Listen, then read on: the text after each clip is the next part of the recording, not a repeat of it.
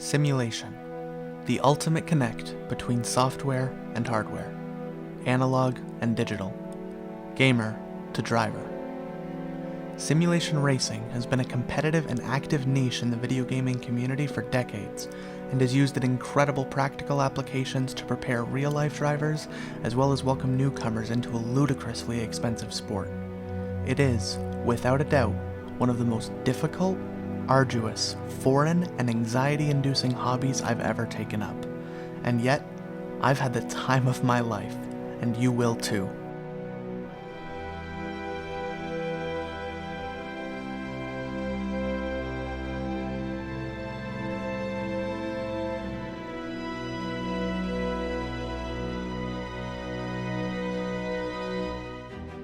I'm a musician, and am no stranger to practice.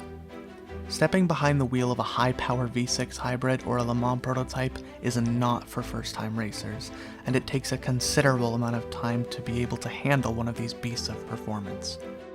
Rally racing, my personal kryptonite, is as much a test of endurance as it is reflexes, with every turn being a complete risk to your run, with its real-life counterpart being your life.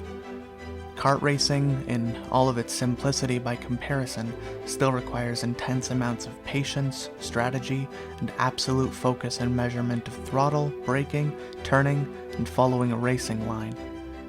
No part of this sport is easy, and your first time on track will almost certainly result in spins, ripped tires, wrecks, and I will admit that my own frustration almost drove me away. But I've started to practice. I'll spend an hour hot lapping a single track in a car I don't particularly enjoy or know how to drive, just to inch at tenths of a second.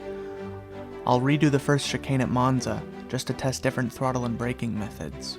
I spend hours watching incredible content creators like Jimmy Broadbent, GT Sport, Chris Hay, and many others, studying how they drive, watching their best laps, as well as studying hours of footage and documents on driving techniques, setups, track layouts, and I'm still nowhere near a fast driver. Not everyone will have this experience. Some may very quickly find themselves climbing leaderboards and setting fast times, others may struggle for a great deal of time, but one thing that is common about every sim racer: practice is essential. Difficulty is to be expected, but it is not the same amongst different sims. Games like Project Cars 2 and F1 2019 can be a bit more accessible in terms of driving, giving you better forms of traction control to a point where you can basically slam the gas to the floor and still make most turns as it brakes for you.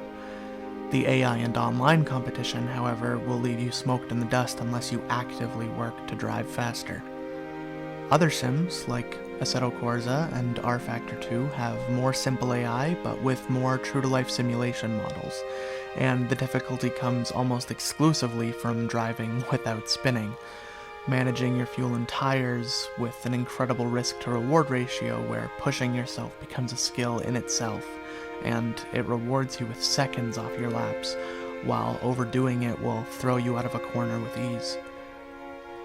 Rally racing in Dirt Rally and WRC is a test of fortitude, requiring absolute focus and a large amount of driving energy, sometimes for over 10 minutes, with multiple road types requiring completely different driving styles, all in a single course. In every sim, certain corners will give you a lot of trouble, others will feel like a breeze. There will be moments of anger and disappointment. You'll quit out and give up on certain tracks or races.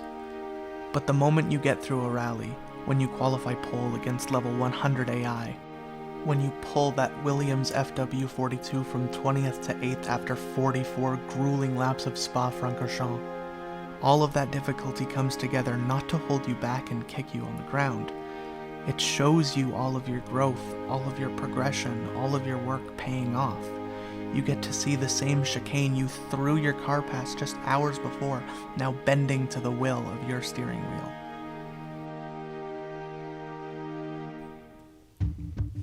As much as racing sims can be a tool for learning and building personal confidence, they are video games after all.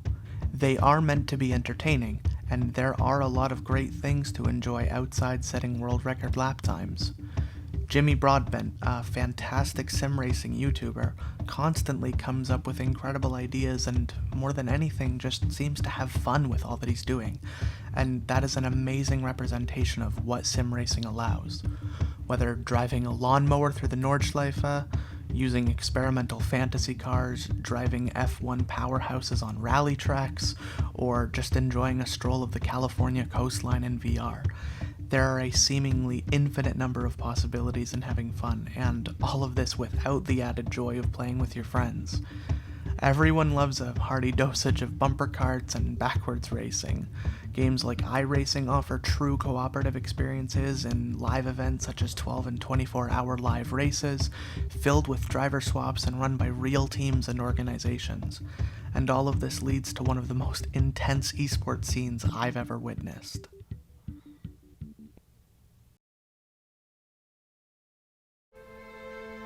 Sim racing is one of my favorite things to have ever discovered. Its community is diverse, the content available is as astounding as it is entertaining. The love and care poured in is nothing short of amazing. We've already come so far in this niche gaming world, but we have so much further to go. If any part of you has ever taken interest in sim racing, I absolutely implore you to dive in. Check out the creators I've mentioned, watch videos, research, and prepare for the ride of your life.